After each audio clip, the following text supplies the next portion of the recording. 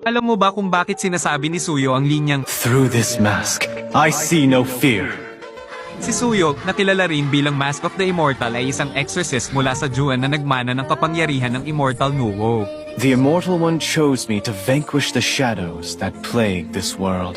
Mula pagkabata, siya ay inspirasyon ng kapangyarihan ng Immortal Nuwo na nagligtas sa kanilang nayon mula sa masasamang eko. Ito ay mga pagsasakatawan ng negatibong emosyon. Nang dumating siya sa isang bayan, nalaman niyang ang matandang exorcist na minsang nagligtas sa kanya ay pinapanatili lamang ang tiwala ng mga tao sa pamamagitan ng huwad na pag-asa. It's the people's faith that allows me to be their guardian. Nang may pasa sa kanya ang maskara at espada, napagtanto ni Suyo na ang pananampalataya ng tao ang tunay na pinagmumulan ng kapangyarihan ng Nuwo. Grant me your strength. Sa tulong ng kanilang pananampalataya, tinawag niya ang Immortal Nuwo at sama-sama nilang tinaboy ang kasamaan. In the name of the Immortal, evil will be routed.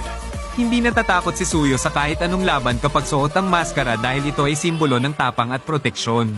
Shatter all evil. Sa likod ng maskara, pinipili niyang itago ang kanyang takot at harapin ang mga panganib bilang isang exorcist na walang pag-aalinlangan. Ngayon, siya ay naglalakbay upang panatilihin ang pag-asa at pananampalataya ng mga tao.